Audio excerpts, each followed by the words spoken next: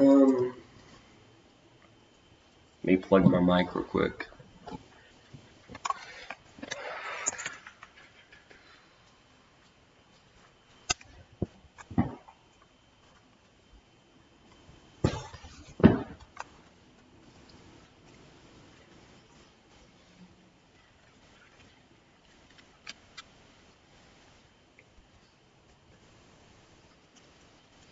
And untangle all this stuff.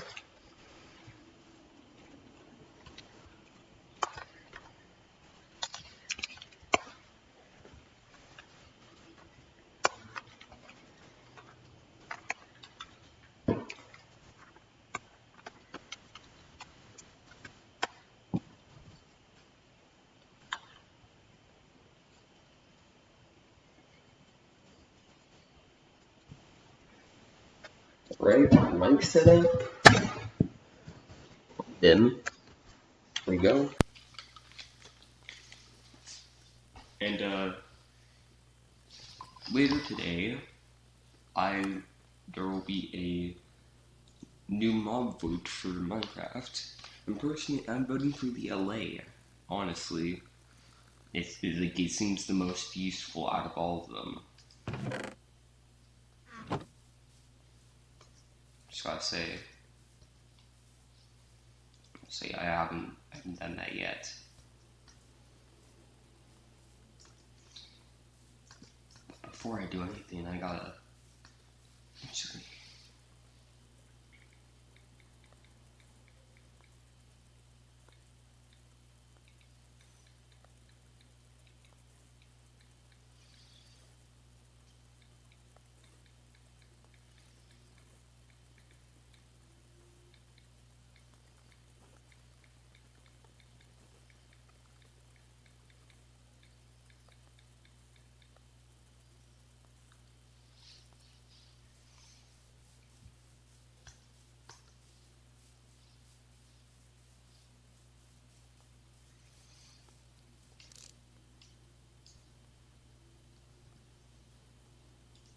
Do this.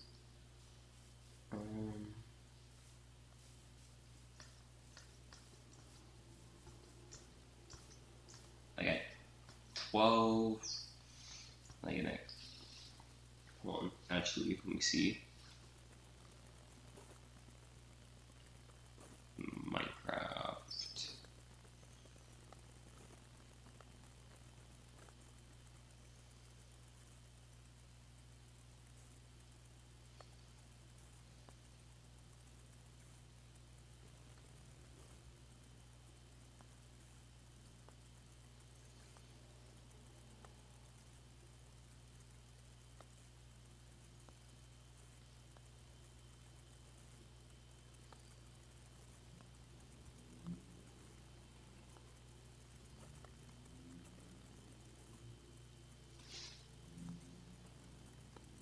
I think they should be starting to go live now.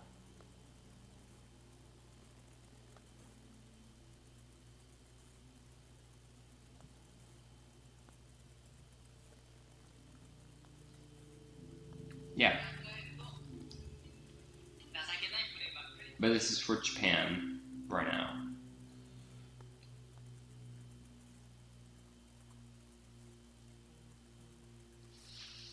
Alright, Olba said I could use his mob grinder.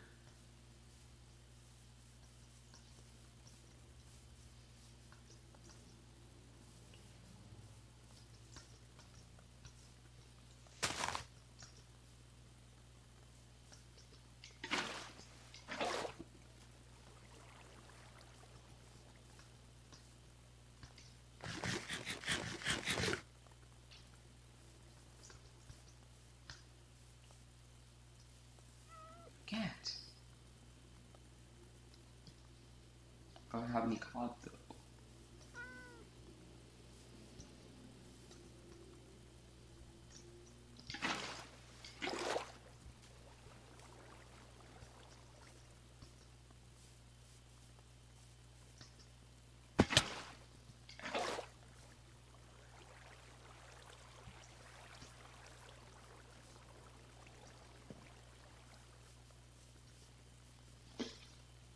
Anyways, as I was trying to say, the mob vote. In the mob vote, I'm going to be voting for the LA.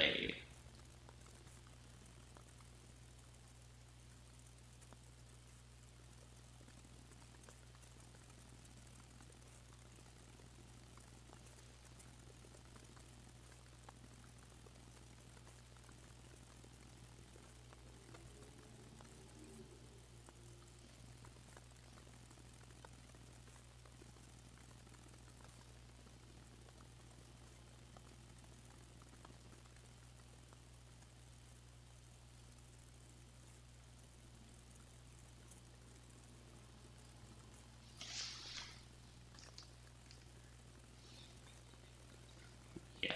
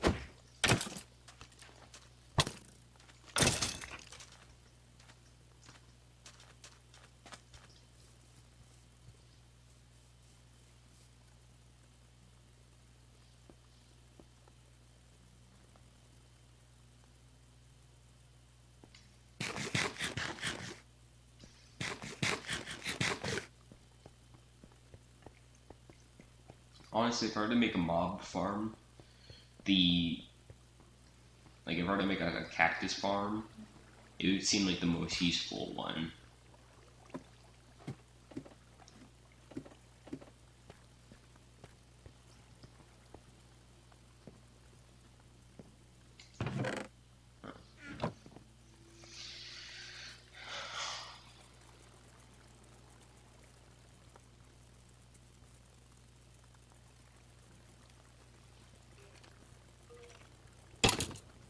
The pretty scary update.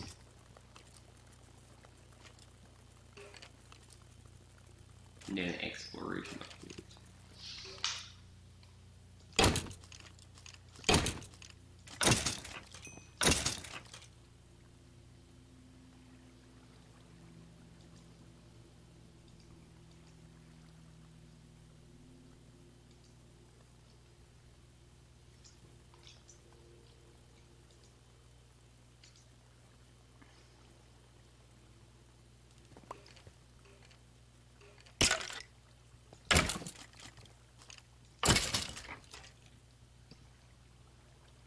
Gotta get these prepared because then they'll just go immediately to these.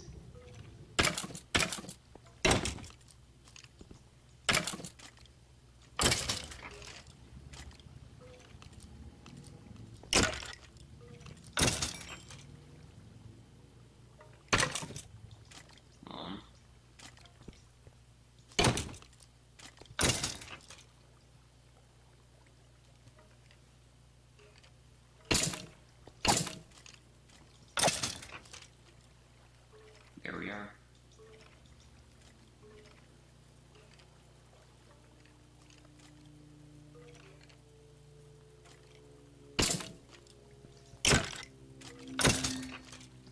I forget, how do you get XP bottles?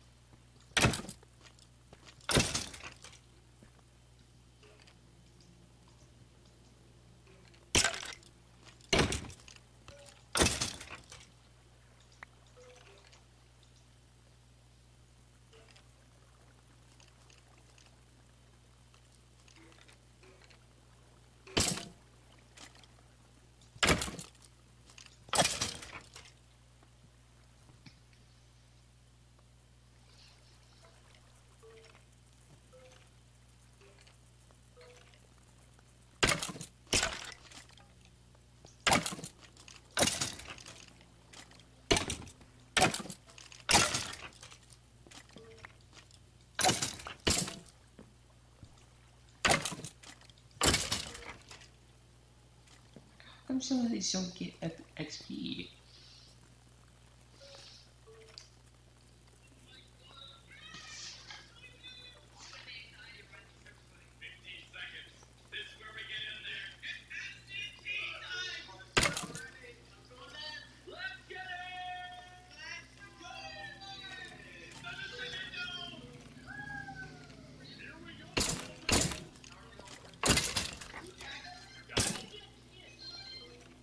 This is on the Minecraft live stream.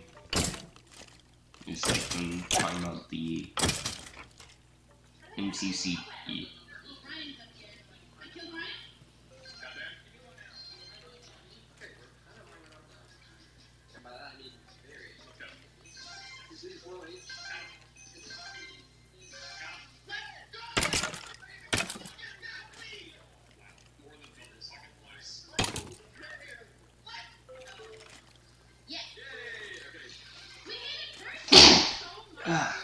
God.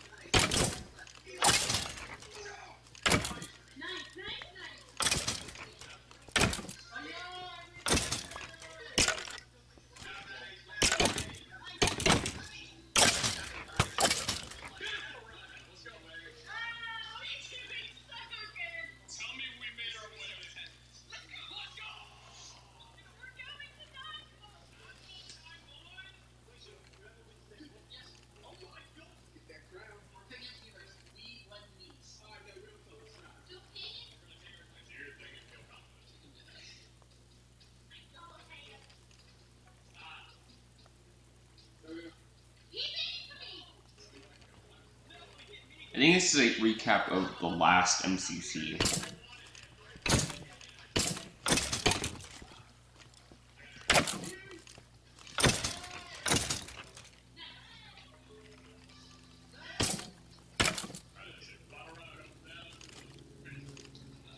No, it's multiple.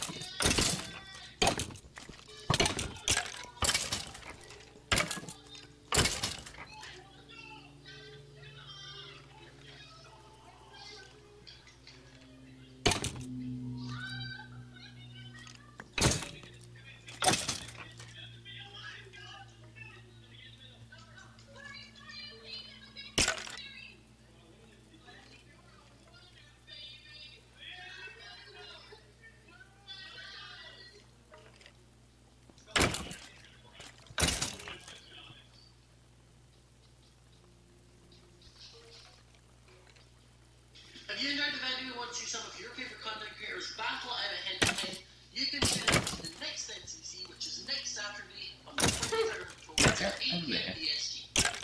Bye! El siguiente video está dedicado a todos. They're still Japan.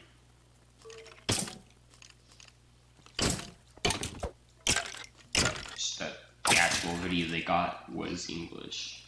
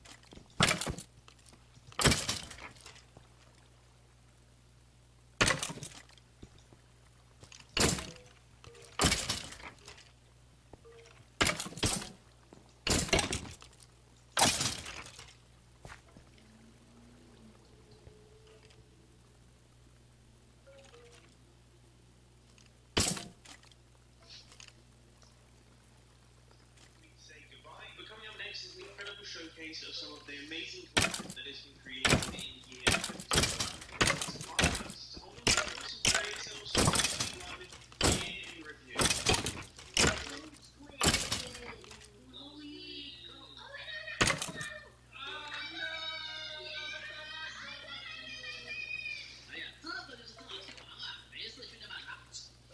Yeah.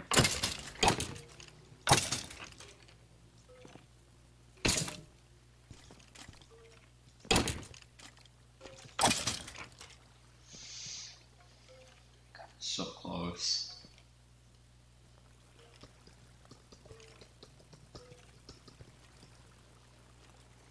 I'm gonna see if he is watching the stream.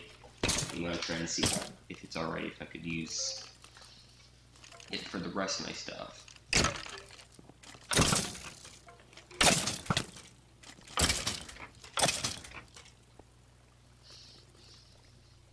Because I do have these as well.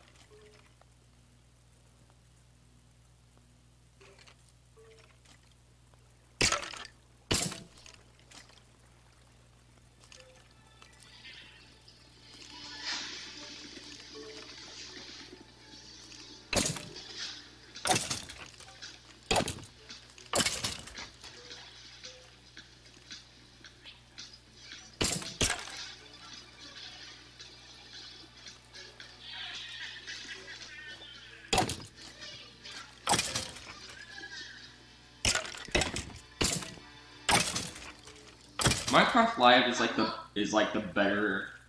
It's like the better um. What is it? It's like the better Nintendo Direct, but for Minecraft.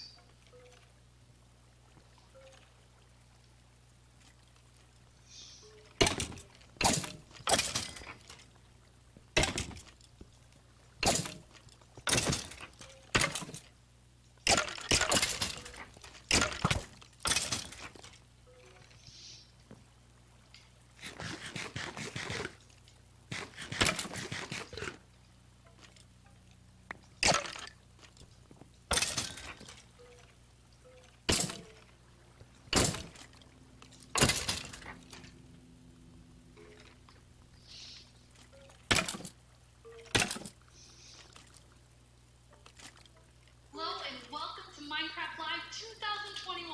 I'm your host and chief storyteller of We've Seen All the Incredible Things You've Done with Caves and Cliffs Part 1 and can't wait to see what you do with Part 2.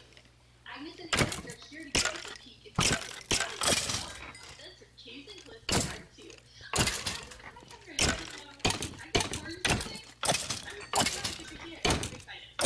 So excited. And Henrik, is your first time on the Minecraft Live stage? It's not your first time, though, right? It is not my first time.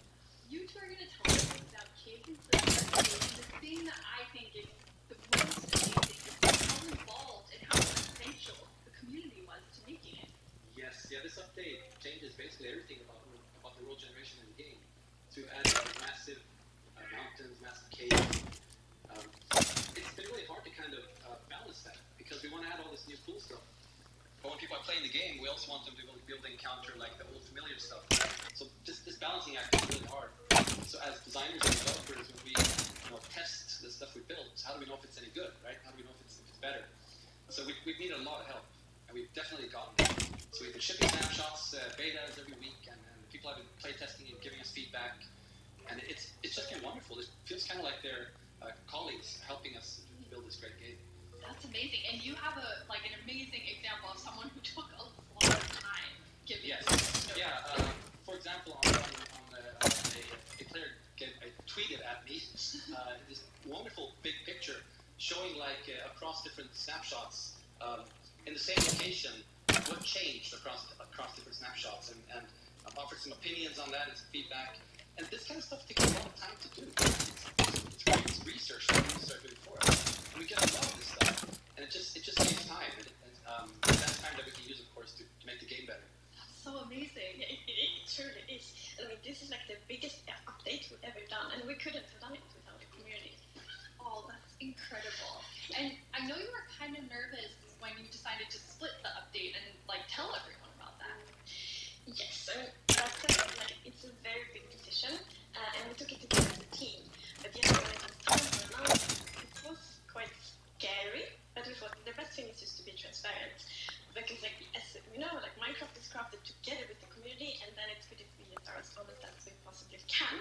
And then when we did announce it, everyone was caring and understanding, and it shows we have the most beautiful community, so thank you.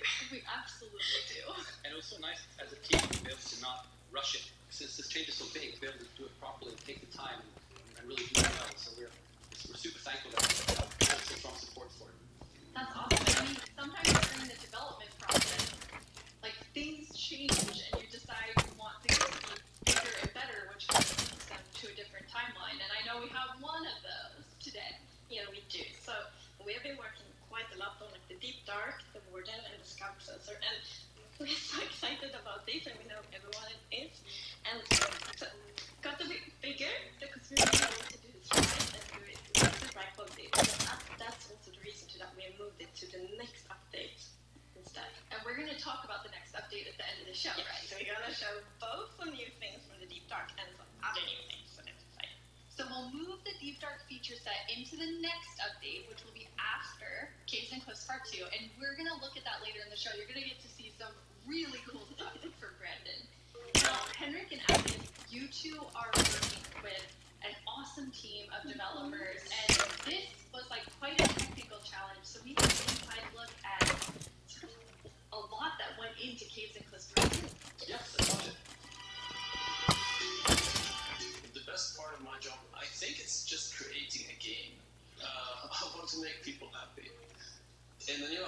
I've been primarily focusing on creating the mountains and also putting everything together in the new generation of the world. So that's the caves and the mountains and everything in between. When I started this project about a year ago, I knew almost nothing about world generation, and I learned so much. And it's really been a team effort, Java and Bedrock together. In this update, my role is to bring to life the cave part, and together with our colleague who work on the mountains, we present to you the cliffs and the caves update. One of the inspirations for the caves is the Songdoms cave systems in Vietnam, because that was one of the largest cave systems in the world. And I feel so proud of it because I came from Vietnam, and we get to use these cave systems in my country and put it into the game. So I feel so proud whenever we think about caves. My job is to find what works slow in Minecraft and try to optimize it. The new update changes how the world looks a lot, and it also affects performance quite a lot. The best part about my job is just finding something which can give a big benefit, and then just seeing how FPS improves or how frame time graph looks much better after the change. I would say the coolest part about my job is all of the wonderful colleagues that I get to work with. They really inspire me, teach me, and motivate me to be better versions of myself every day. We put in a lot of time and effort into this update, and I hope that it will inspire and excite our community. It feels like it's a whole new game. What a great team you have! The best team. And now we've been working on Campus for 2. It's been so beautiful to see how everyone collaborated, like all the different roles, like Bedrock developers, Java developers, designers, artists, sound, and so on. It's been so good. When you get a diverse group of people together in a room like that, even if it's a digital room, and all focus on one thing, it feels like there's That's amazing. And then you add our community, they're tracking, they're just everywhere giving us notes and feedback and telling us what's working. So you add that sort of team, and it's really incredible. We really want actually to highlight everyone that helps us with the public life tracker we have. So many players report, and then we also have moderators and helpers, and they help us so much with like categorizing, finding duplicates, asking for additional information, and it's extraordinarily helpful. We have a really amazing community. Now, you two have been, and actually the whole team has been just kind of sharing ideas and seeds as you're finding things, and you put together some really awesome world scripts to look at. Oh, that looks so good. This is just a ginormous cave.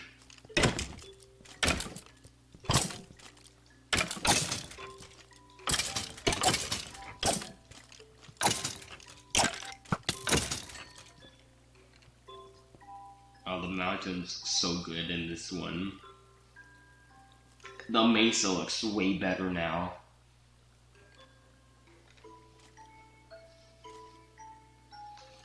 Oh my god, that looks so good now. The generation looks so good now. Mojang, well done. Just outstanding job.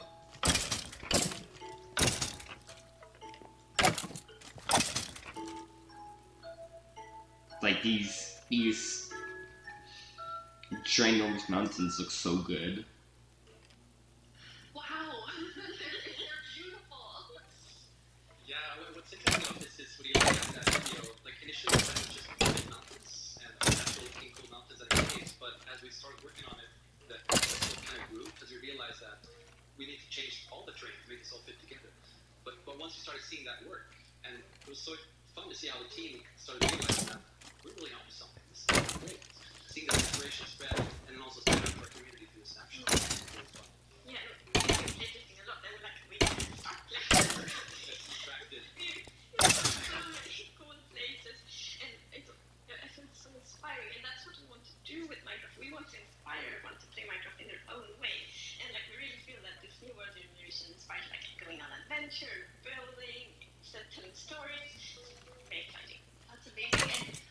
they make all these changes, but then obviously we have so many players who've been playing I'm for waiting so for long. them. I mean, the two Oh, of you again. have worlds that are like 10 years old, and I just love the approach you take to keeping everything really safe for players who have existing worlds. It's very important for us to be respectful to players' worlds, and like Minecraft should be a game you can trust because you know that it works and it will work for many, many years. Then you can spend like all this love and time on your Minecraft world. So in Case of Cthulhu 2, we have actually done two things mainly to make sure that everything works well. And the first thing is blending. So as you can see in the picture here, to the left we don't have blending. So then when you update your old world to the new world generation, it would just be like an ugly edge. But now with blending, it's actually all smooth and pretty. Beautiful. That makes a huge difference. And Henrik, I know the other part you want to show us with your own world. Yeah, so what happens if you open your old world with the new version of Minecraft? And I took a look at what happens in my old world, which I've had for like 10 years, with friends and family. And let's take a look. So there it is, all the stuff we built 10 years ago. But that's what happens when you open the world 1.18. So it basically generates new caves beneath the old areas.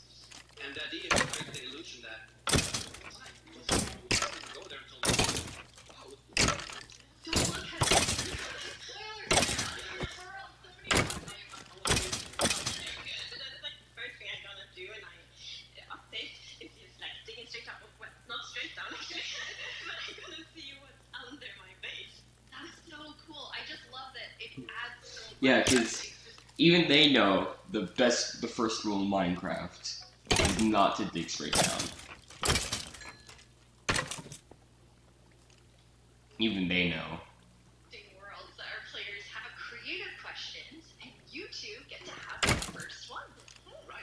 Will Java and Bedrock get part 2 at the same time? Yes, the plan is to release this on Java Bedrock at the same time, and also to ship it with what we call seed parity. And that's, what does that mean? So, seed is this name for the magic number that is used to determine how your whole world looks like. So every world is unique, and that's numbered by a seed. And when you create a new world, it gets a randomly generated seed. But if you dig that seed up, if you really like what you see, you're like, wow, this world is wonderful, I want to share it with my friends, you can dig up that number and share it with others. And if they open a new world with that seed, they'll see the same. But what's new for this update is that also works between Bedrock and Java. That's amazing. So if you create a world in Java and you think it's beautiful, you want to share it with others, anyone who opens the world with that seed, regardless of which edition you're playing, will see it's actually almost exactly the same thing. I mean, it's almost identical. And then it's a thing in the community, you know, you find a collocation and you share it, like, look at this word I found, and before you can do that with players on the other edition, but now everyone can share collocations together. And I think it's really nice. It's really funny. I mean, when you find these amazing epic things in Caves and Cliffs Part 2, you obviously want to be able to share them. So seed parity is huge. I think everyone's going to be so excited about So we're not 100% there yet, but close. It's Getting- very similar. These will be different. But seed almost parity. see, That's what we're going for. So I know everyone is anxiously, including myself, waiting for this update. When do we get it? So it's actually almost done. So we're gonna release it in a month or two. That is A month or Thank you two. so much, Agnes and Henrik. Thank you. Thank you. Caves and Cliffs Part 2 will be coming to a screen near you in 1 to 2 months. And speaking of screens, soon there will be another place to play Minecraft. On November 2nd, Minecraft comes to Xbox Game Pass for PC. Ooh! Xbox Game Pass. Togetherness and teamwork. Let's take a look at some of Minecraft's most terrific teams. Zombies and the drones. Maybe not the best example. Let's try another. Cobblestone and anti-cobblestone. A relationship that's truly nice. Oh dear. How about Steve and Creeper? Okay, maybe not Steve and Creeper. Not them. Not them either. That's gotta hurt. You realize this is going out live, right? If we don't find a great example of Minecraft togetherness soon, what's that go? You've got the best example of togetherness yet. Okay, so better be good. Minecraft Bedrock Edition and Minecraft Java Edition. Finally, Jedrock, Absolutely not. Bravo, Edison. Minecraft Bedrock Edition and Minecraft Java Edition are coming to Xbox Game Pass for free. We decided which edition to add to the set. Decided, why not add both? That means Game Pass for PC will be the only way to get Bedrock and Java in one place. Convenient, perhaps a little too convenient. In any case, starting in November, you can play the original Minecraft set, crossplay supporting Cousin, and a cartload of other games with Game Pass. Excellent point Game Pass and PC games. And personally, I can't wait to play those PC games with my two best friends. Ah, the sweet smell of togetherness.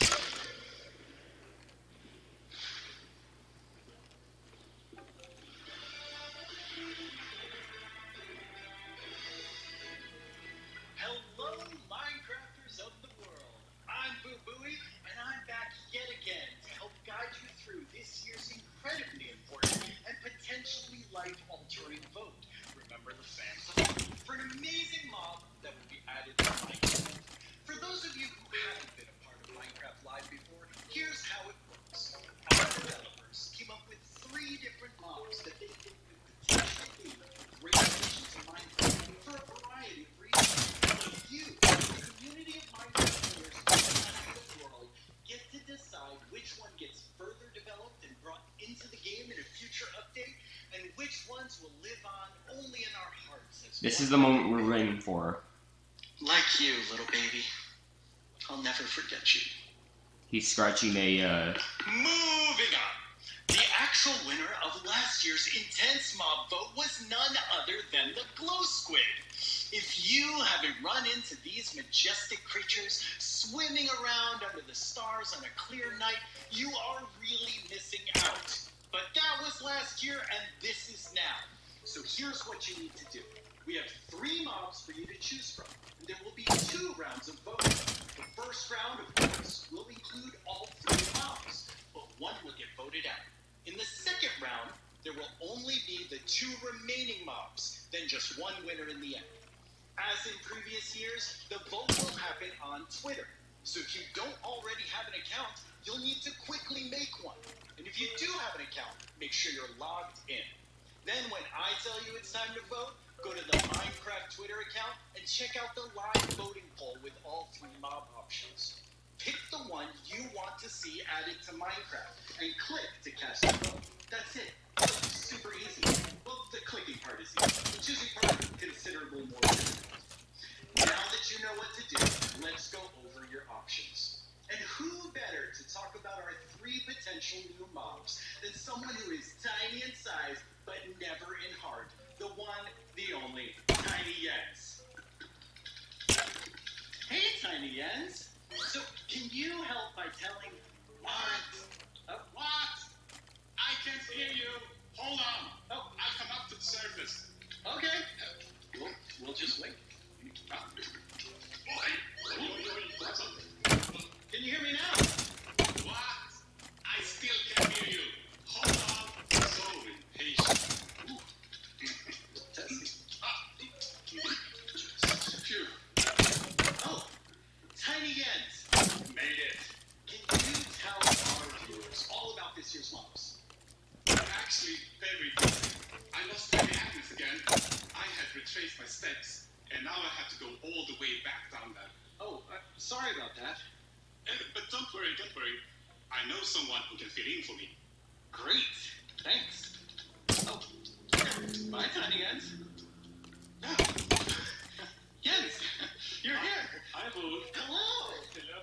Welcome. Thank you. I guess Tiny Jens sent you while he was Tiny Agnes again. Exactly. It's a tough job. It really is. Well, since you're here, can you please tell everyone all about this year's mobs? Absolutely. So, as you already mentioned, the team came up with 3 lovely creatures Alright, there we that go. we believe that players should enjoy interacting with. And they are the Glare, the Lay, and the Copper Golem. Those all sound really cool. Absolutely. And to begin with, what I'm gonna do is I'm gonna do this.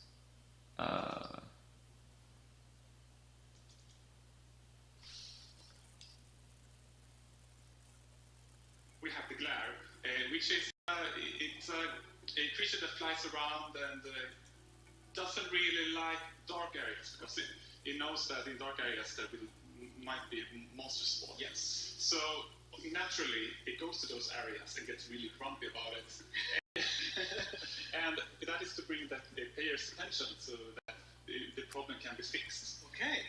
And we are thinking about ideas that in certain circumstances, the glare may even help you light up these areas to solve your monster spawning problem. So glare sounds amazing. I'm ready to book glare now. Yes, but then we have the LA, which is also a flying, lovely creature that loves music and who doesn't nice sounds. And if you give it an item, it will stop looking for similar items.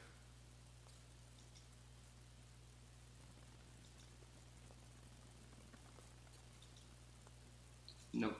Hold on.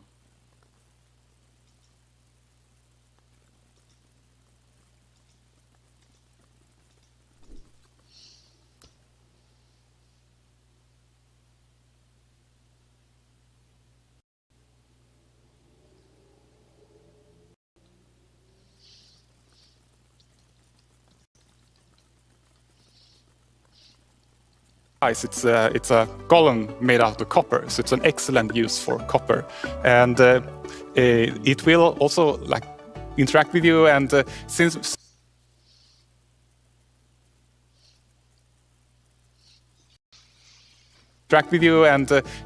it's made out of copper, it will over time oxidize and maybe like turn into a statue.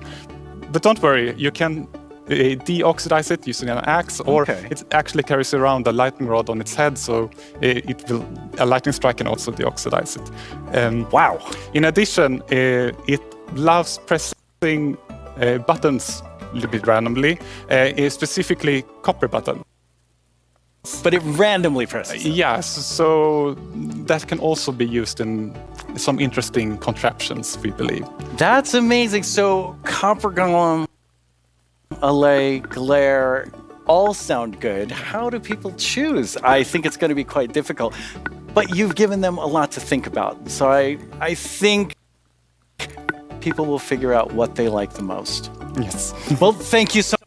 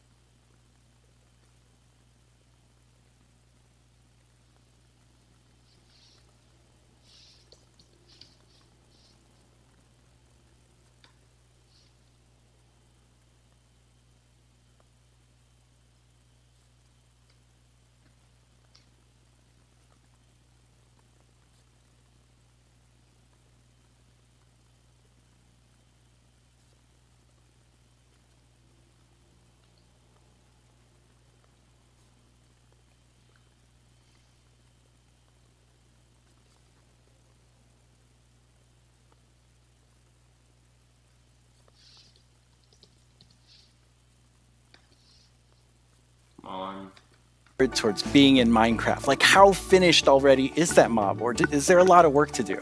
Well, of course we have the big concept that we wanted to do, but once we have the mob in the game and see how it interacts with the areas and other mobs and items, that's when you kind of find the last magic little details to make it really great. I like hearing about the last magic details. Well, thanks, Jens. You've given everyone a lot to think about.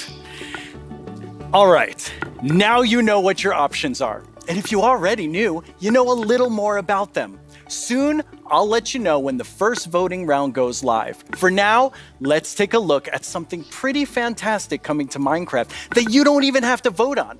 Earlier this week, Lydia spoke with Fanny and Quinn from our awesome creator team over in Redmond to get a first look at some interesting things they've been working on. Each year, we show you some of the cool new things made by our creators for Minecraft Marketplace. This year, we're going to do that and show you how to start creating Minecraft things yourself. I finally made my first mob. It's very weird.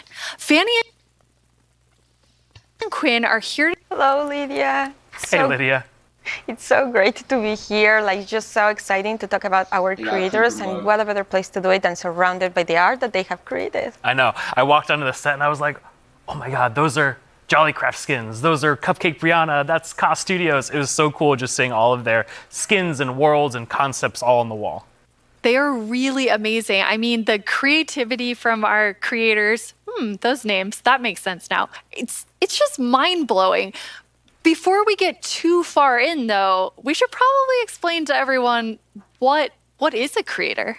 Yeah, of course. So a creator is really anybody who makes anything in Minecraft. You know, whether you're doing skins, textures, worlds, terraforming, UI, and even for me, like people that are making mods and add-ons and, you know, that kind of more developer type, those are creators too. Definitely. For me, the way that I always like to think about it is that a creator is anyone that makes something in Minecraft and then shares it with someone else. And that can be like little Mac sharing it with their friends at school, or that could be a team of creators that sell something in the marketplace. And then everything in between, right? And our mission really is to empower all of them to make whatever their imagination is telling them to do. We want to really give you all the means, documentation, tools to be able to do whatever you want to do. Yeah, it's just such a cool thing to be able to work on, that everybody can be a creator. That is so cool. And Fanny, you mentioned tools. I think it's so interesting. Your team is actually building things that creators use to build things on top of. Like, what is your favorite tool that you've made? Oh God, that is such a hard question. We have so many, but I'm going to be a little bit selfish for a second and just pick one that I worked on recently. Like, as a manager, I rarely get the chance to actually write code, which I love doing. And this time we had a game jam, and I actually picked a creator community request, which is like implement a damage command that will help you like do cool effects with other mobs. And I just worked with a designer and we created this together, and I'm so excited to know that the team is actually now taking my code and is going to ship it for real. Very excited about that. Yeah, that was just so cool that you're able to do something just in a game jam, and then it turns into something real that our creators can use. For me, my favorite is the structure animation. Last year we shipped a map called Simburbia by Jiggerbob that is basically this world that you can, you know, manage your city, create plots for commercial, residential, balance your economy. And every single time you place one of those plots, it animates layer by layer by layer, adding just this immersiveness and polish to the map that just makes it, I don't know, above and beyond. That's so cool. I mean, so many of our creators are using the innovative tools that you've made to just like expand what they're working on. And we have some awesome examples of that.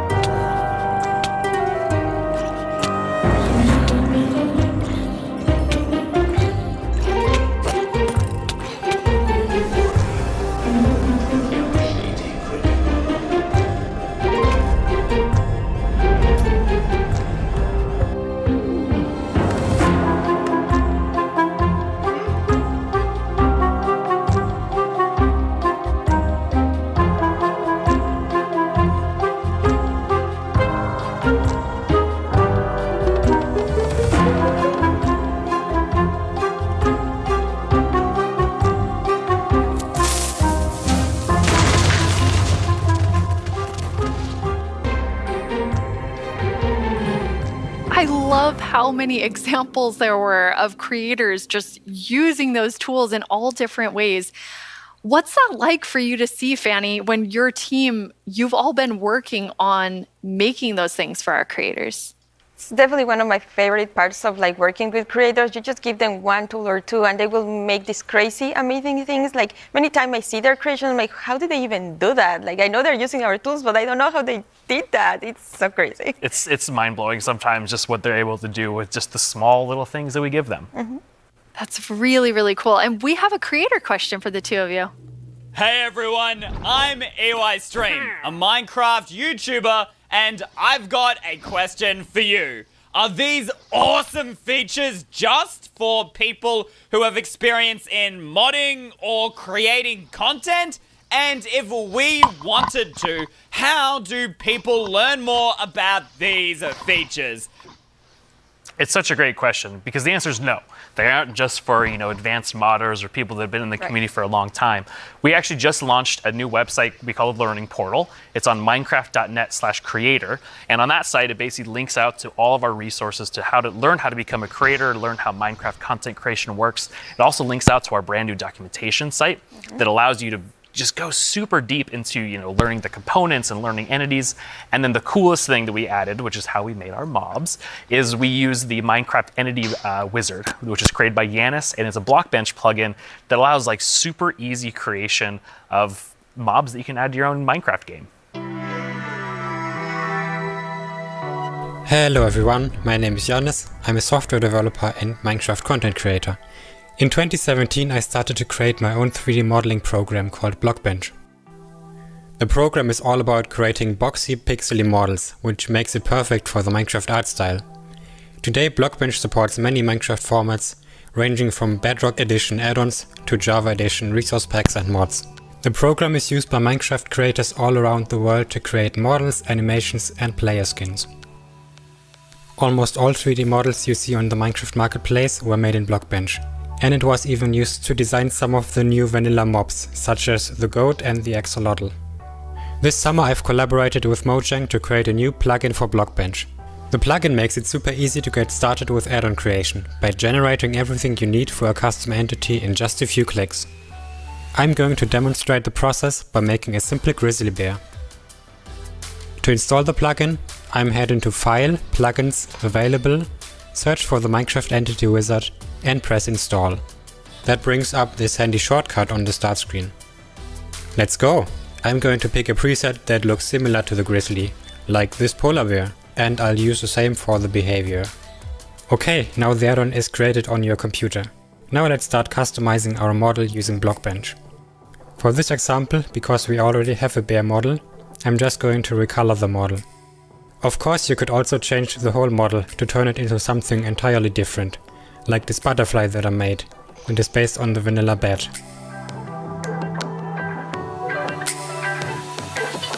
Okay, this looks good. Now I'm going to press save and switch over to Minecraft. I can find our new grizzly bear pack in the behavior pack section and simply enable it. This will automatically enable the resource pack as well. Now let's check out the entity in-game. I just need to grab a spawn egg from the inventory and use it. And here's our grizzly bear. Have fun creating! It's free and works on all platforms.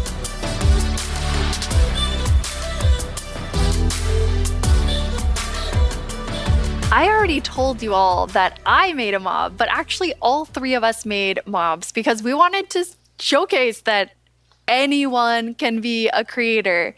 So Fanny, tell us about your adorable mob that you made. Thank you. Yes, I was so excited to know that Blockbench was a thing because I immediately thought I need to add my dogs to Minecraft. I really, really love them. And I was just so excited. Like Blockbench made it very easy for me to just obsess over every single detail. Like every pixel was like, does that look like my dog? And then I also modified the geometry, especially the tails, to look like the exact twist that my dogs have. I really obsessed a lot. And I was very happy, especially when I was able to add my own animation. I'm definitely not an art person, and I just made it so that it like wiggles their tail when they're sitting. I was just so happy to be able to do that. They turned out so good. I thought it was super cute that you're able to get both of them in there. Thank you. So me being kind of born in the Pacific Northwest, outdoorsy. I mean, I'm wearing flannel on the stage. I wanted to kind of pull something from that nature. So I made Evelyn Evergreen.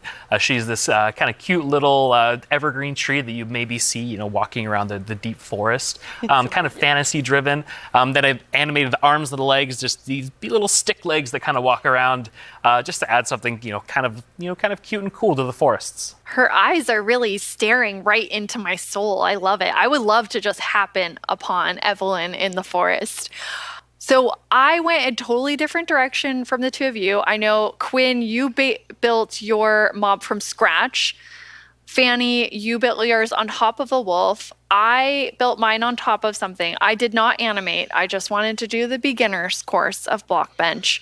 And so I made something very near and dear to my Florida heart with a twist, which is what I'm calling an alolotl, an axolotl, and an alligator.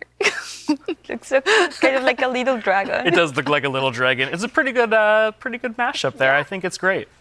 Yeah, I thought an alligator and axolotl would be super innovative when added together, but it does just look like a dragon. But I'm okay with that because I am a creator now based on your definition, because I made that and I showed it to all of you, which seeing something that you make in a game that you've played, you know, for me for 11 years, it was amazing.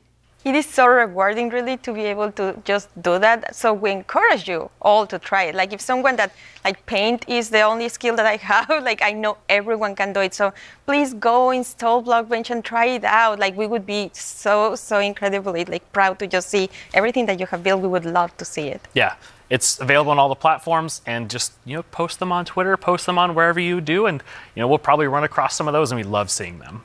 Oh, I can't wait to see what everyone else creates. And I mean, I think that our mobs are definitely ready for the mob vote next year. So we don't even have to work on anything else. These three are perfect. I'm going to have to talk to the team about that. So we're not professional creators, obviously, by our mobs, even though they're lovely. But Quinn, you get to work with people who, this is their full-time job, making Minecraft content for Marketplace. What is that like? It's something that I'm just immensely proud of. Like being able to see so many people engage in the marketplace and allow creators to become full-time Minecraft content creators as their careers. I mean, I think it's incredible too, because the marketplace doesn't just support, you know, these huge studios, but we also have really small independent creators that, you know, make just texture packs, or like Charloquin Schematics, that's just a family on the West Coast that makes their own worlds. And the fact that the marketplace can support all of them and, you know, make it their full-time jobs is something that is just so cool. There's so much new content that our creators have made that we put together a video with some of our favorites from this past year.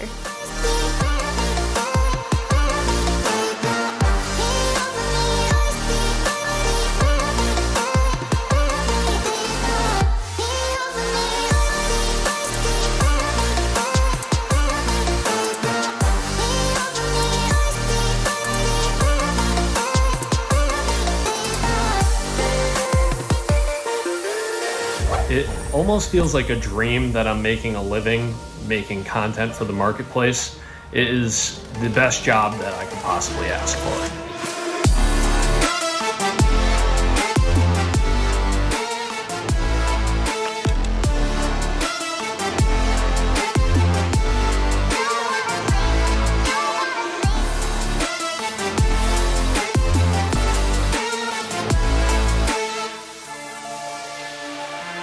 We just got to see some amazing reactions from the fans, and people love the map, and that's just so heartwarming and lovely to see, and it really does put a smile on our faces.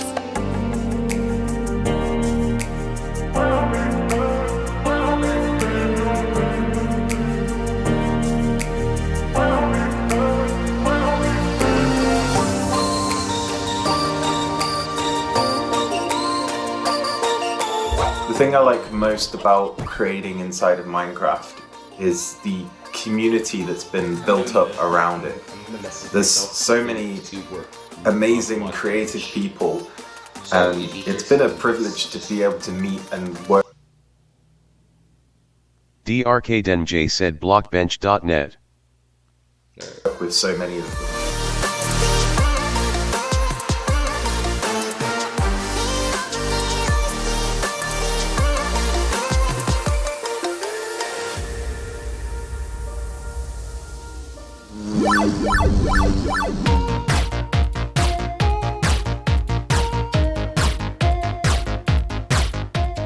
And the podium in the middle. Oh no! Spoilers!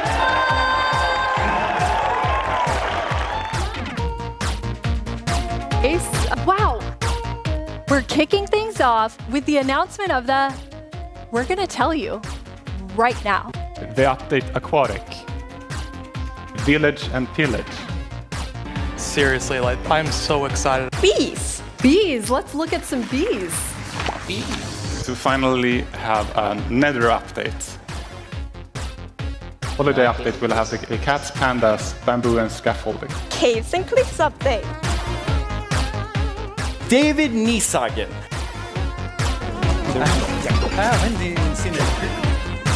I am the one that gets to decide how difficult the bosses are. こんな感じで。The results of the first vote are in. The winner is Tiger! Mountains. It's the Glow Squid! This is your chance to have a say in what goes into Minecraft.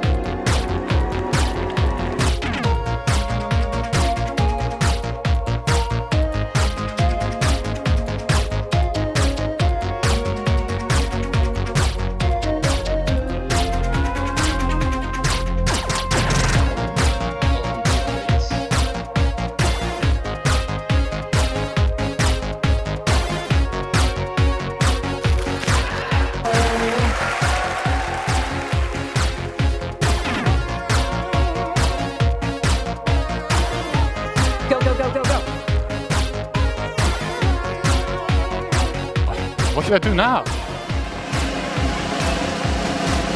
Mob B.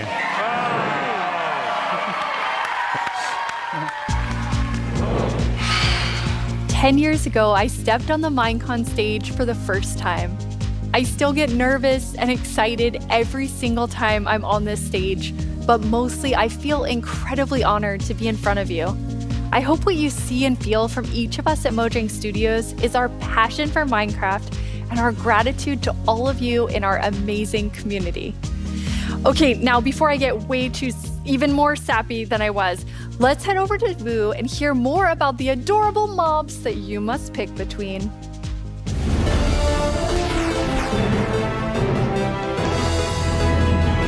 Here we go. It's almost time to vote. Before we do, though, let's take a quick look at your choices once more.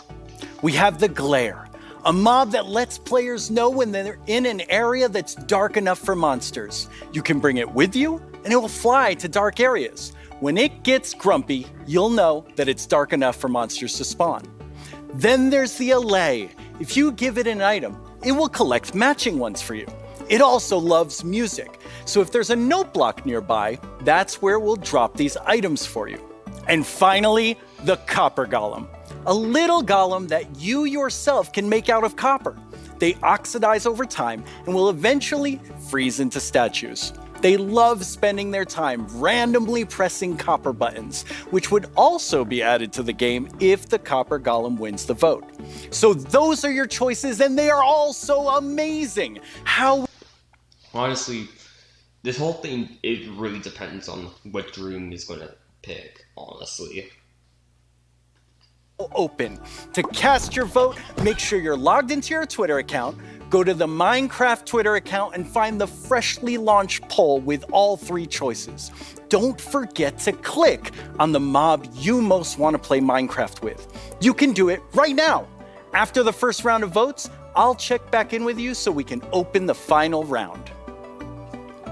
Greetings, my name is Narrator, and I'm the star of the Minecraft YouTube channel. And I'm Marilla. I'm the actual star of the Minecraft YouTube channel. We're here to tell you about all the excellent shows you can watch on our channel. Subscribe tomorrow. Don't you mean subscribe today? No. How do you spell Minecraft? What even is Minecraft? These are just some of the questions you can ask our studio's brightest minds on Ask Mojang. We've actually received a question for us just now. So most of the Do you votes are going think to making Allay a video game is the easiest thing in the world? No. Literally no one thinks that. Well, I did. Until I started watching this informative series that goes behind the blocks of every part of Minecraft Dungeons development. Do they show the footage of you tearfully begging to be put in the game? Maybe in Series 3. Meet a Minecrafter interviews some of the most incredible members of the Minecraft community. They asked me to appear on it, but I was too busy being Parenthesis young, LA. cool and attractive. and No, not liked. there's like, Okay. no copper golem. With so much happening in the world of Minecraft, it can be easy to lose track. I myself only recently learned that blocks have been added to the game. Subscribe to our channel and you'll be the first to see our announcements, trailers for new updates, upcoming games, and the exciting future of Minecraft. Are you sure that's the right footage? Finally! This is our peerless show that tells you Minecraft's most scandalous secrets. Every month, we... We're out of time. Bye! No, we're not. We still have a few seconds left. Have a great Minecraft Live, everyone. No! Don't forget to subscribe to the channel and only watch my...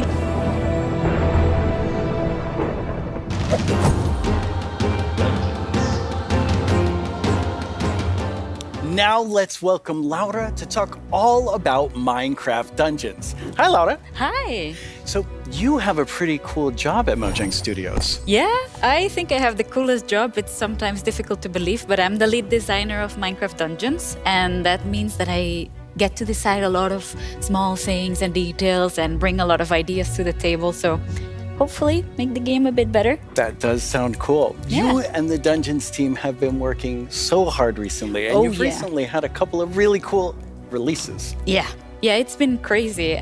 We recently released to Steam, and I did something that they never recommend you to do, but I did it anyway, and I read the reviews. And That's dangerous. Yeah, it was, but it was so positive. Tommy, it was it's so like full of glare. excitement and love for the game, and yeah, Tommy, we were Tommy, so put a proud to girl see on how the alley much the community loves and it. the So al- yeah, and we were alley very will happy. decide the girl And for also you. this week we've released the Spookier Fall update, which brings back a lot of spooky modifiers to the game, gear, a new cape, a new pet, and there's my new favorite armor, He's which like, has a everyone's saying, spoon LA is the steering. way. I love that one. Yeah, it's lovely. I like it so much. A lot of fun to stare at while you're playing, but it might distract you a little. Hopefully not too much.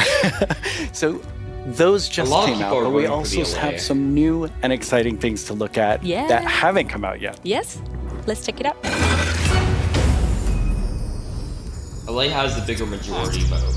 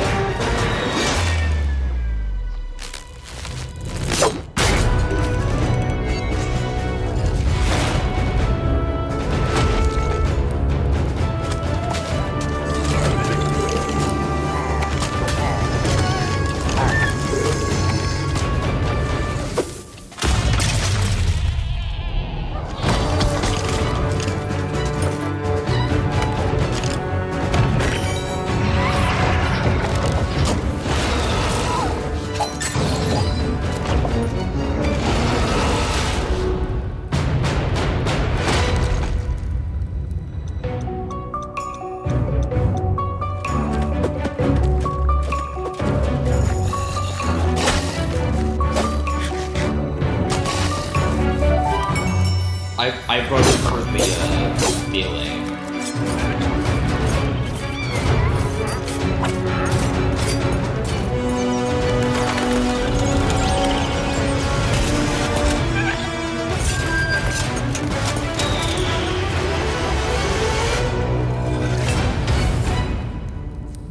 That video is so exciting. Yeah, I love that trailer so much. It has so many details.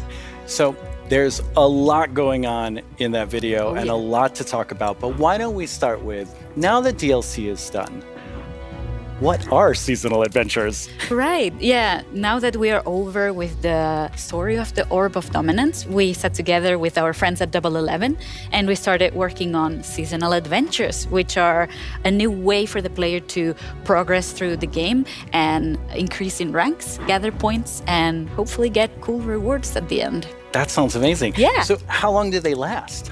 Right. Seasonal adventures, although the name is seasonal, will be infinite technically. Okay. So, for instance, say we release seasonal adventure number 2, you will always be able to go back to seasonal adventure number 1, gather some rewards there, go back to number 2, gather some rewards there. So it's a bit up to you what you decide to do with it. That's amazing. So it just lasts forever. You get the new content and you still have the old content. All the content. And speaking of content, what are some of these new things that players can unlock? Right, yeah, we added tons of new rewards that are completely new to the Minecraft universe, some old, some new. We have tons of new pets. We have things like the duck and the fox, and I am so in love with all of them. We have flares, which are new VFX that you can apply to your character. So whenever you drink a potion or you beat an enemy, you get to show off a little bit and get some shininess there. Also, we got in some emotes, which are these little dances or little expressions you can do with your character.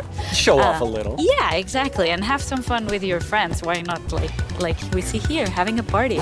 Also, we added tons of new capes, because everyone loves capes. They do. And tons of new skins, just in case we were missing That's a lot of skins. Yeah, that's a ton of skins, yes. Well, now we have a question from a Minecraft creator. Right. Hey, Strawberry17 here, and I have a question. Will there be free content included as a part of seasonal adventures? The answer is yes. We always try to make sure there's content for everyone, regardless. So for seasonal adventures, there'll always be a free track and a track you can pay for. So there'll be different rewards in each, and you'll be able to get whichever you want at any time. So yeah, we wanted to cater everyone. That's great. So how do you earn rewards?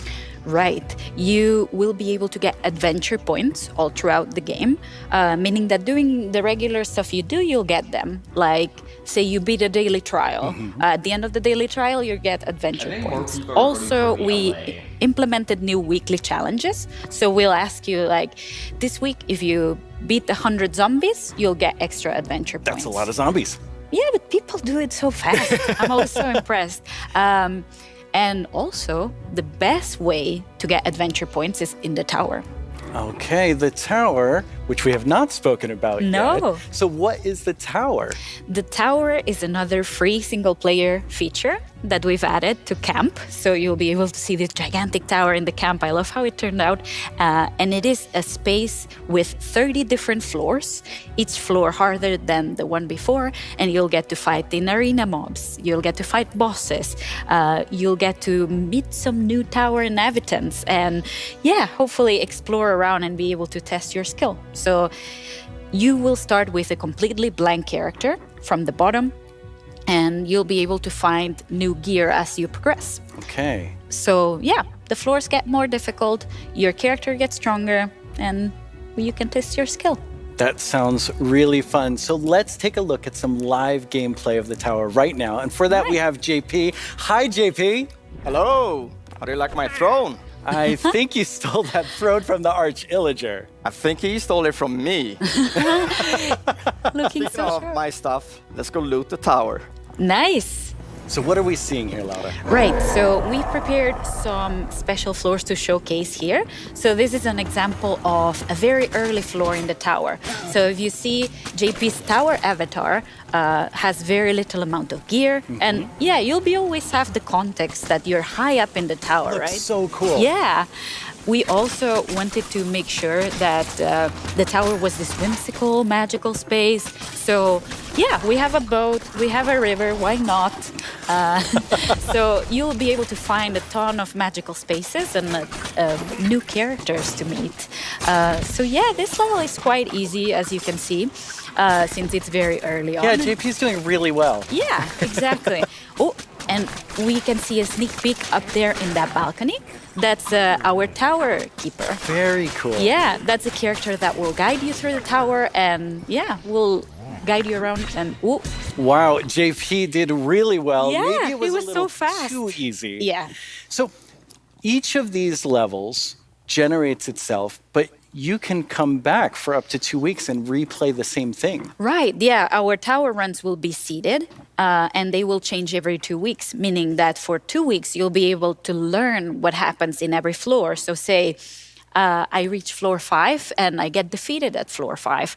So then next time around, I'll remember, I should have chosen a different weapon and then I bet I could have done it. So yeah, you can share those tips with your friends and you can learn together how to go through the tower. Yeah, practice and get better. Exactly. All right, let's give JP a real challenge now. We're Right. going to go up the... Honestly, I think they're going to announce who is going to win. I think it's going to be the tower to a much higher floor. Right. So we try to add new exciting combinations of mobs that we've never had before. So JP is right now fighting jungle mobs, but there'll be ice mob together with them, and there'll be some new mobs. Here you can see some tower wraiths that spawn fire in different new combinations. We also will have tower guards, which are extremely bulky guards. We even have a ghast in the mix, and JP is getting sniped by it. So we're getting that's a tower guard right there. So yeah, we're getting tons of new combinations and new ways to experience the game and defeat mobs and find strategies. And Ghast looks really difficult. yes, it is. JP's not doing so good right now. No. Let's see. Oh, JP, that was a valiant attempt. Yes. Really, really good. That was so good. So, you've talked about so many new things, but Yeah. when will people get to see them? Right. We'll get to see them. Hopefully everyone will get to play in December. December. So very, very soon. That is very soon. Thank you so much, Laura, for coming by. This is all very exciting. Thank you for having me. Let's take one last look at some gameplay from the tower.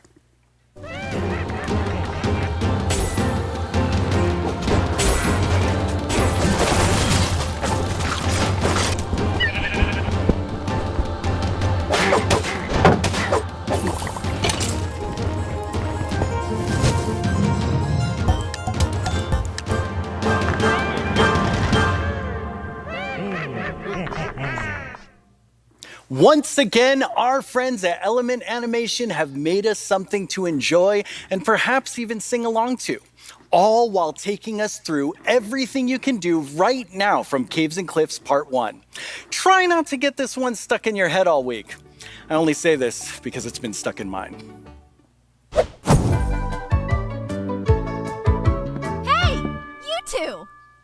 Have you discovered all the features in Part 1 of the Caves and Cliffs update?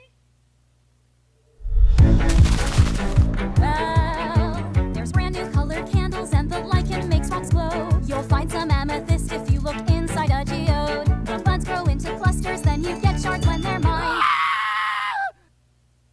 These are just a few of all the things there are to find, like jump across some drift leaves, make your house from these. Spending too much time in powder snow will make you freeze. You can mine raw copper, smelt some ingots into blocks. A lightning rod and thunderstorms will stop you getting shocked. Copper oxidizes, but to stop it, make it wax. Craft your raw ores into raw blocks if you've got too many stacks.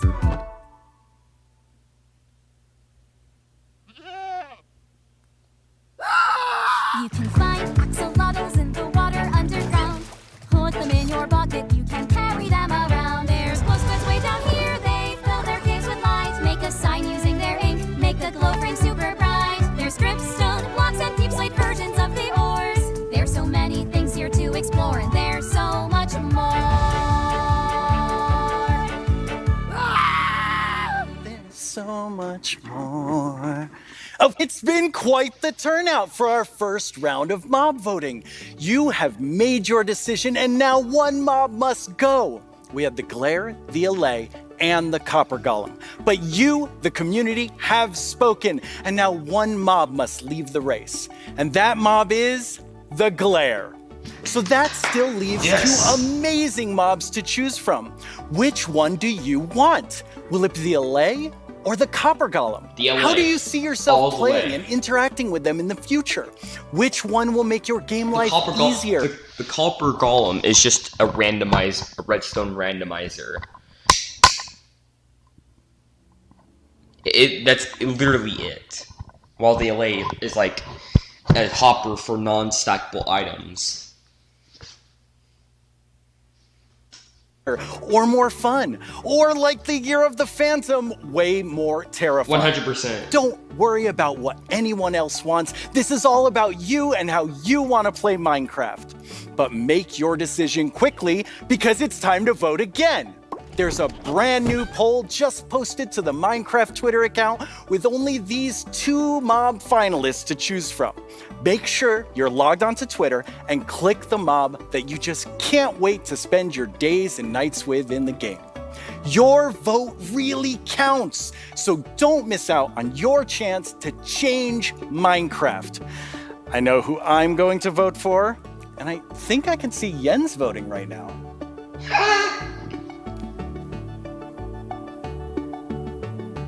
Okay, so I know this will come as a surprise to pretty much all of you, but I definitely didn't love everything about school.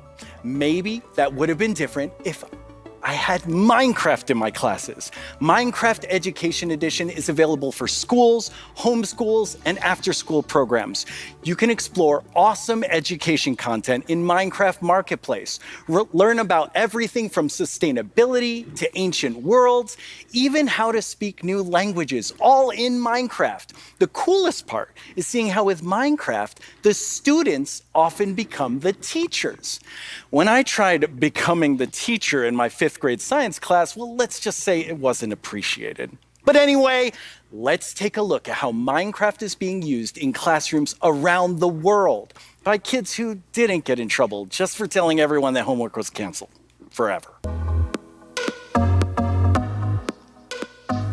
Young people all over the world are using Minecraft to explore issues. Ooh, the vote is very close. The LA is ahead by 10%. Well, the Copper Golem that matter, like social justice, climate change, and indigenous rights. We have different classes such as Braille and Sign Language. We reached out to one of our teachers who learned Braille and she taught us a thing or two. Take a look at what these girls built, a school of the future. They thought about clean energy and inclusive design. An interesting fact about our building is that we used coding to build a playground. It was very fun to make. Students in India and Malaysia translated ancient myths into Minecraft worlds. Under the guidance of my educator Kamal Ma'am, I would like to present to you an indigenous tale, Chiri and Ka, from Punjab, the land of 5 rivers. In Canada, Australia, and New Zealand, classrooms are using Minecraft to explore indigenous cultures. And they're not just building blocks, they're building super useful skills. Games like Minecraft prepare you for the future, teaching us how to work together, solve problems, and even write code. Normally in school, it's like, here's this, do this, off you go. But now it's like, blank schedule, Minecraft, yes please. This summer, students imagined a greener New York City in an epic citywide esports battle. I don't know about you, but I wish I had this in school. I think I would have been all over this. Oh, absolutely. Kids in Wales designed more sustainable rugby stadiums. Teams of students built turtle habitats and wind farms. And in Slovakia, young people imagined a bee sanctuary in Minecraft. During this build, I learned that bees do this thing called swarming. We can live more sustainably, we can treat one another better, and can we all agree that learning should always be fun? Let's build a better world together. Game on!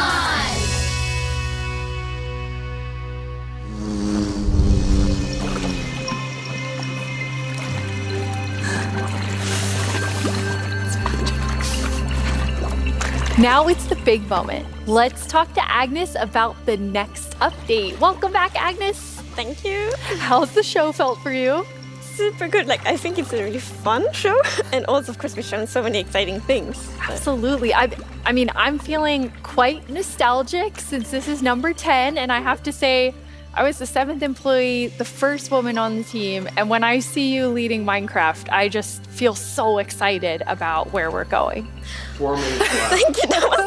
That was very sweet of you. And of course, we many that lead it together, but I'm like the creative lead, and I'm super happy about that. But it feels quite surreal because I also used to be a Minecraft player and love this game, and it's I'm very happy and lucky to be here. Yes, I think we all feel that way, and it's so cool having so many people on the team who play and love it and care about it, and like we all feel like, I mean, we are part of the community too. Yes, we definitely are. And now, Agnes, you are going to reveal to us. Sure. And the second thing is like really scary challenges and adventures. Oh, that sounds awesome. And so what we're going to do is we're going to have some of our gameplay designers come and tell us more about specific things about the Wild update, because there's these different parts to it. And we have the first one here, which is our Deep Dark expert, Brandon. Hello. Hi, Brandon. Welcome. Thank you. So we've moved the Deep Dark into this update. Can you talk to us more about why? Yes, I mean, one of the biggest things about the Deep Dark and the Warden and the Skulk is that it's just expanded. It's gotten bigger, and we really wanted to make sure that we did this right and that we didn't just rush it. That includes even unique loot inside the Deep Dark as well. And yeah, we also want to make sure that let's actually look at some of the new things that we have in it right now, which is the ancient cities. That's awesome. I can't wait. Oh, wow. Darks. Ooh, that looks sick. That looks sick. Oh my god. No way. That looks sick. Oh, I love it. Oh, I love it.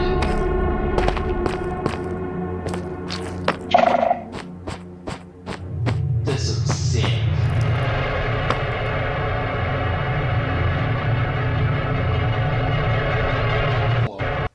Right now, which Hold on. I want to get higher quality for this. I want to see this in 1080 dp. is the ancient. I want to see this at max quality. That looks so good.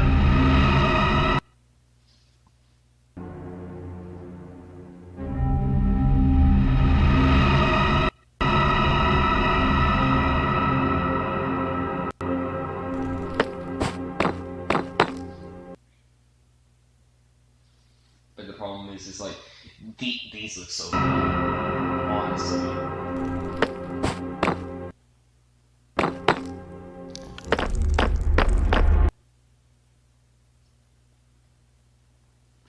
At that, so it'll be less laggy.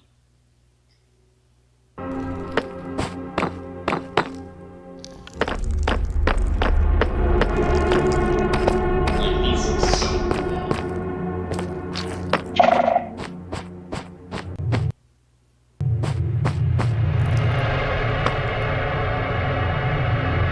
This has come with the music as well. Like, do you hear this music when you're there?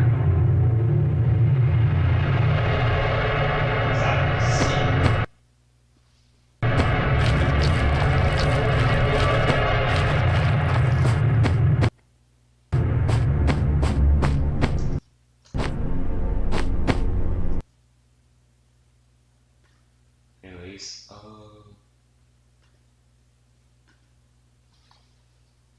let's go back to the part that's live. Catalyst, it actually spreads Skulk underneath it, and the amount is based on how much XP that zombie would have dropped. Wow. So Wait, hold up. To spread, as you can see, sensor, but since then we've kind of been trying to figure out what do all the different blocks in the Skulk family do, and one of them actually is something called a Skulk Catalyst. And the main thing about the Skulk Catalyst is it's actually what causes the Skulk to spread. As you can see here, whenever you use a Silk Touch. Then we have the Skulk Shrieker. So when this block is activated, it's gonna give that really scary shriek sound that you heard now. And it also gives this darkness effect, so it's like pulsating darkness. Ooh, that looks so good. That is so cool. You can even see now when you're sneaking and you step on a skulk sensor, even sneaking it will activate. Wow, okay, definitely not a friendly family. No. And I will say to our younger viewers, in a minute we're gonna show you a clip that's a little scarier. But I mean, Brandon, those have so many things that players can do with them. Like, Yep. what do you imagine them doing? I think the Skull Catalyst is going to be really interesting because, you know, when you could create a mob farm with it, like through the tech community. Usually when a mob dies, it doesn't drop XP unless you, the player, actually kills it. So with this, you might be able to create some sort of XP farm. Ooh. There's lots of opportunities. And you can build like short experiences for other players. Like imagine building like a haunted mansion or a really dark forest, and then you have the shriekers. Terrifying. So then, you know, when players out walking and then they activate the shrieker and hear like. That's amazing. Or you do that all around your world, and just whenever anyone's visiting I'm you. not going to visit your world. Shriekers are just shrieking. We have a community question for you. Hi, it's Jintum from Germany, and my question is, what was the inspiration behind the Shrieker? Yeah, I mean, that's an interesting question. From the art side, we actually had the inspiration behind the human larynx, which is like the vocal cord or vocal structure or something, just something that represents kind of creating sounds. And from the gameplay perspective, we wanted to make sure that, first of all, the warden spawns in a unique way, and also in a way that you can avoid it. So usually you can kind of sneak around, and as long as you don't activate the Skulk Shriekers, then the warden won't come. But if you do make too many noises and the Skulk Shrieker activates too many times, the warden will come.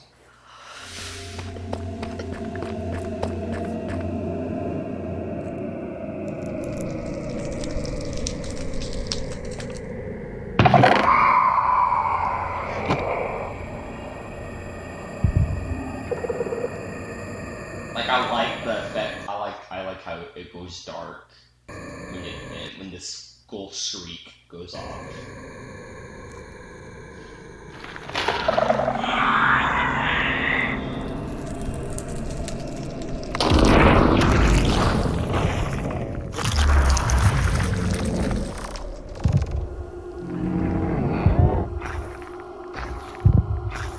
That's a new effect.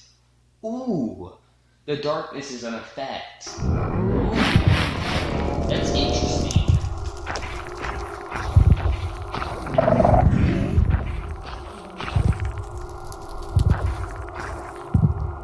You can hear heartbeats. You can hear the heartbeats.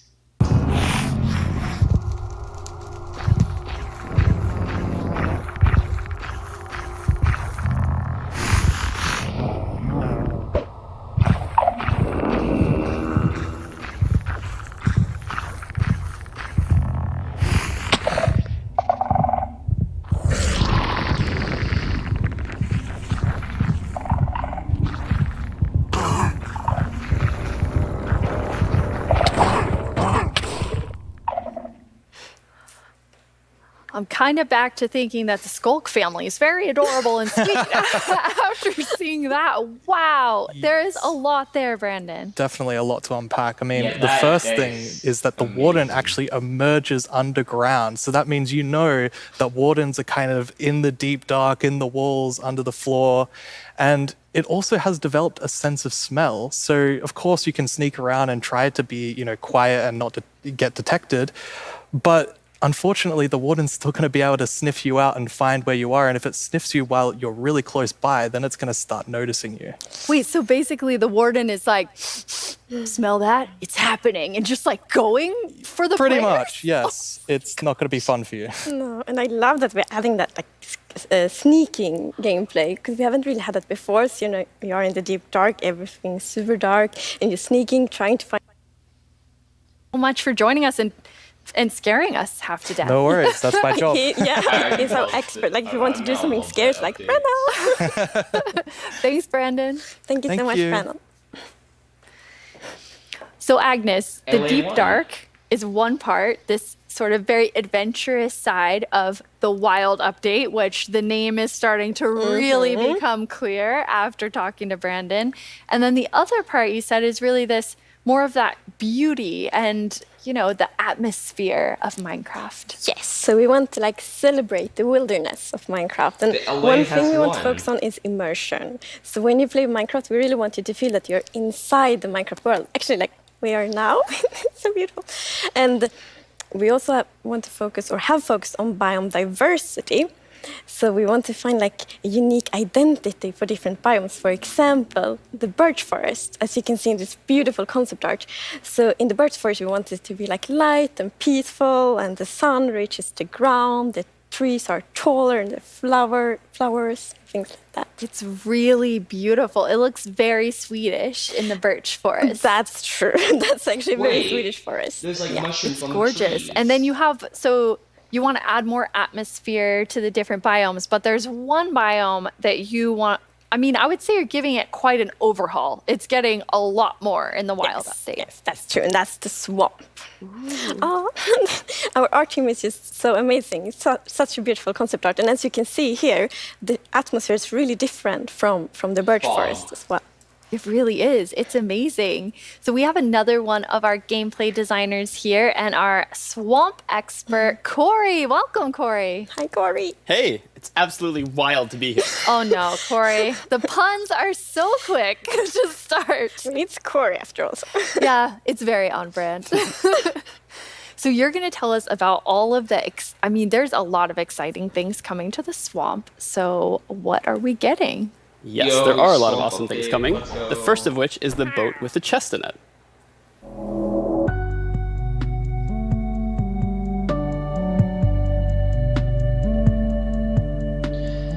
God, that's so useful. That's so useful.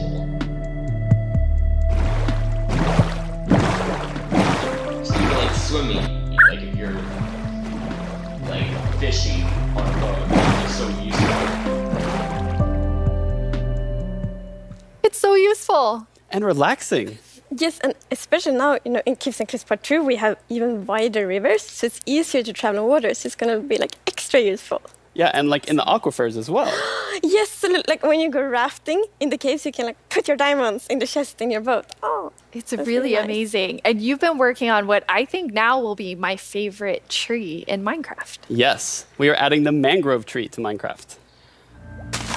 So as you can see here, this is a propagule, and propagules grow from mangrove trees. They're actually like ready to grow mini mangroves growing from the mangrove. And you can see here the mangrove tree grows propped up on root blocks. It has vines hanging down from the leaves. The propagules are actually growing underneath the leaves. They actually grow from the leaves themselves.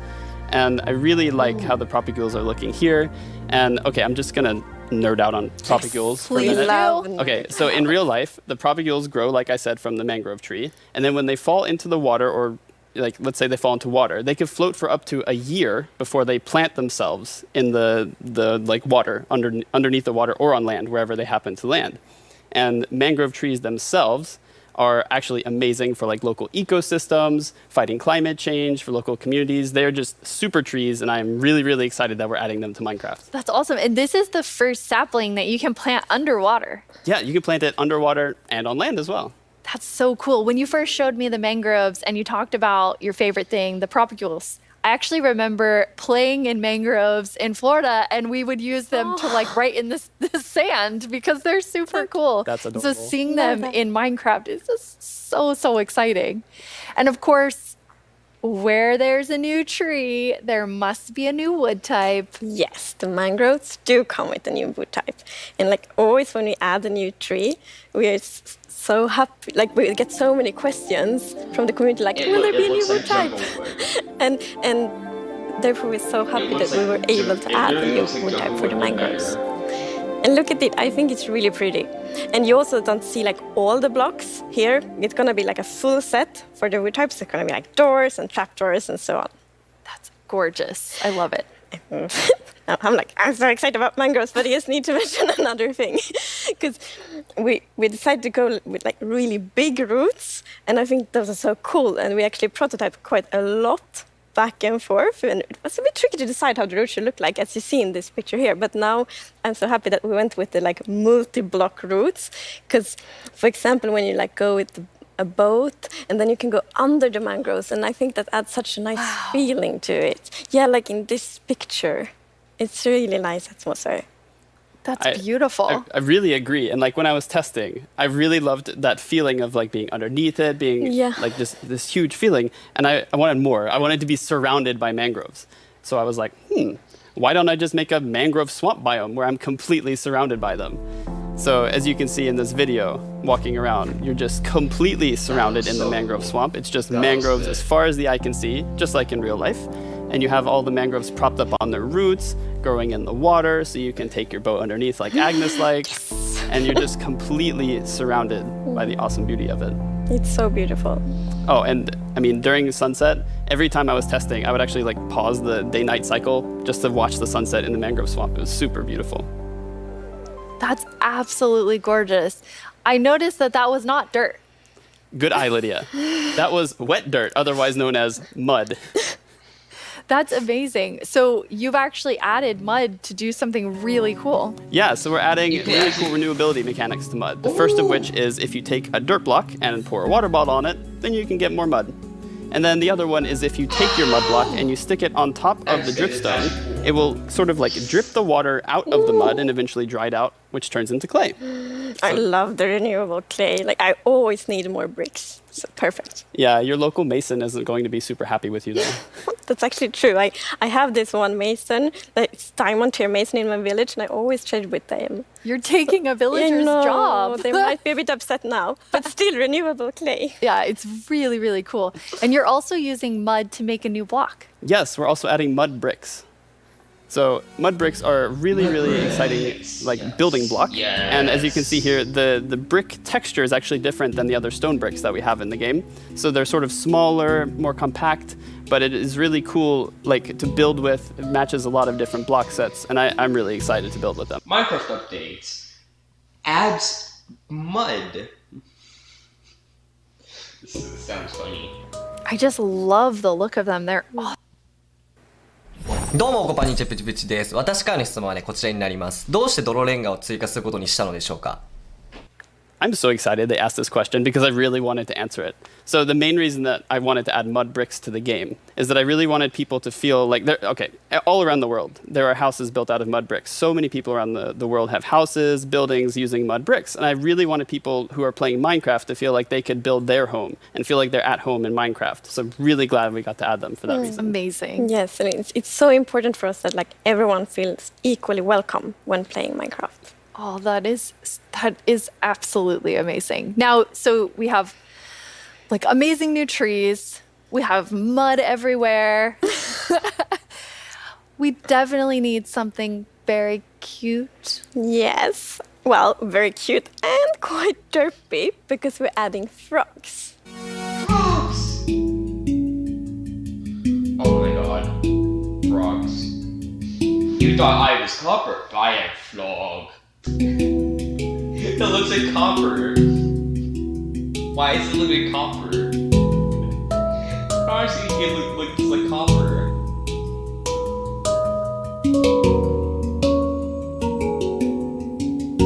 They're like smaller. They are cute and derpy. That's the perfect description of them.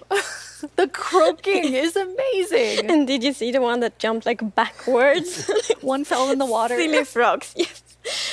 And they do love to jump around, and especially on lily pads, and actually also on big drip leaf, because I mean the big drip leaves kind of look like lily pads. But the funny thing with that is then when they jump on top of the big drip leaves, it's gonna tilt and then they fall down. One of them did. It just maybe it's frog slide. No. And you're adding another little tiny creature to this update. Yes, the fireflies. I thought they were going to say dragonflies. So you can see them. roaming around, adding a lot of ambience to the swamp, making it feel just nice and cozy at night. But really, my favorite part of them is just making the world come to life, like feeling like there's life going on all around you. I like how it's just like it's just 2 pixels. And oh yeah, also they're frog food. Yeah, forgot to mention that. They're frog food. Poor fireflies. Yeah, but look how happy that frog is. Yeah, and they're beautiful frog food. So you can both enjoy them in the atmosphere and the frogs get to eat. So that's, Everybody wins. Now, Everybody we're calling wins. them fireflies, but Corey, is that what you called them growing up? Actually, no, we called them lightning bugs. I did too. And in Swedish, it's eldflugor, and that's actually literally translates to fireflies. okay. It's very interesting. It became like a lot of people talking about what you called it growing up. But we're really excited to have fireflies or lightning bugs in the game. I want to know more about baby frogs. Baby frogs. Yes, so all baby mobs in Minecraft are just like tiny versions of the grown-ups, but with frogs we're actually adding tadpoles. Tadpoles.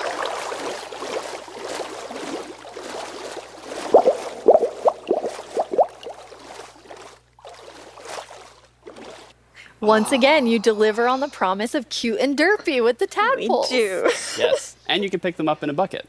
Yes, and that's actually extra helpful for the tadpoles because we have frog variants, and when a tadpole grows up, it will pick a variant depending on the temperature in the biome it grows up in. So, for example, if it grows up in a really cold place, it's going to turn into a snowy frog. Yeah, as you can see here. So, the frogs have kind of like 2 main systems. One is the tadpole system, and the other one is the cold-blooded system. So the frogs are like the first cold-blooded animal in Minecraft. And in real life, there actually are frog variants that pick a color depending on, or they adapt their color depending on temperature. And we wanted to have that in Minecraft. We wanted to Minecraftify it. So therefore, the tadpole's going to pick a variant instead, depending on the temperature. That's so cool. And there are 3 variants. Yes, it's going to be 3 variants. Okay, so we've seen 2. What's the third one? The third one is the tropical frog. So let's say you were venturing out into the desert or the jungle, and you take your tadpole with you, and if it grows up there, it'll turn into a lovely tropical frog. And what I really love about the tropical frogs is how just relaxed they look, and they're like blending into the sand almost. They're just so relaxed, just chilling there. Yeah. Yes. And I think there was a reason that they were colored that way. There is a reason they are white. So I was reading a lot about frogs. Always when we had something new, we read up a lot. It's super fun because we can be really geeky. And then I learned about the real-life frog that's called grey foam-nest tree frog and lives, for example, in Angola, Botswana, and Kenya. And that frog can actually turn almost white to avoid overheating. So that's like the inspiration for the tropical frog in Minecraft. I love all 3 of them. And you have these different color variations, but you also have something else special about the frogs. Yes, so each frog variant is going to have something unique that will be useful for the players. But we actually don't even know what that is yet because we are working on the frogs right now. That is so cool. So Corey, which frog is your favorite? Oh, it's got to be the snowy frog. They look so cozy. Ooh, I'm tropical frog. I'm very interested to see which one the community loves the most. I love them all of them. Yeah, exactly. Thank you so much for joining us, Corey, and taking us into a deep dive of all really cool swamp things. Yeah, happy to be here. Thank you, Corey. Thank you, Corey. I'm just going to hop on out of here. Bye, Corey. So many puns. I like that, though. This is quite an awesome update. And I mean, I really see the name for the Wild update. You get a bit of everything in it. Yes, and I love the contrast. Yeah, as you can see in this pretty concept art, it's really like that beautiful nature and the super terrifying deep dark. And I love that contrast between these 2 things. It's absolutely amazing. Well, we're getting close to the end of the show. And as always, the time has flown by. And a lot has happened during this show. So let's look back at some of the biggest announcements, and then we will reveal the winning mob.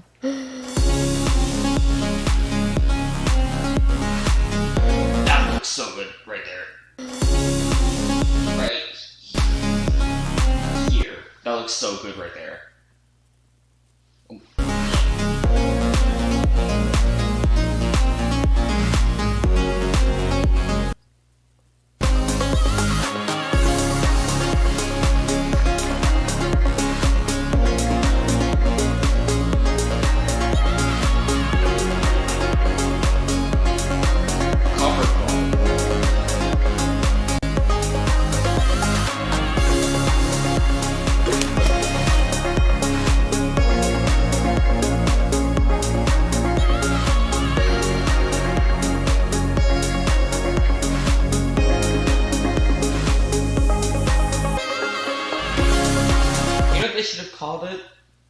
the Deep City.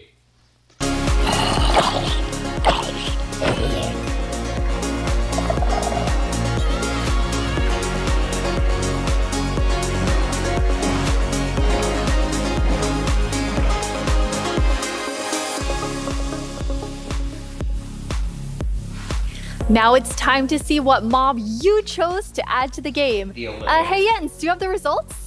Yes, I have them right here in my chest. Wow! Very exciting. You really came in style. Here you go. Thank you so much. That looked really comfortable. Mhm. Okay, but now it's time to announce the winner. Okay, and the winner is the LA. Wow! Yes, I'm.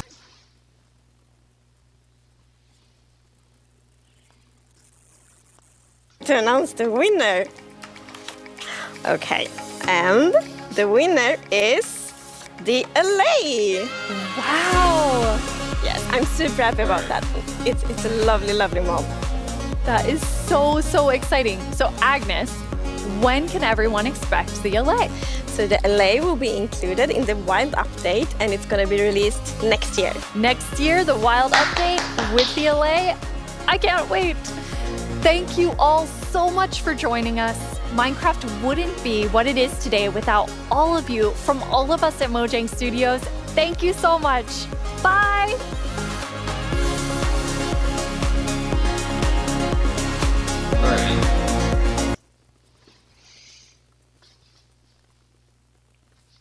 Perfect.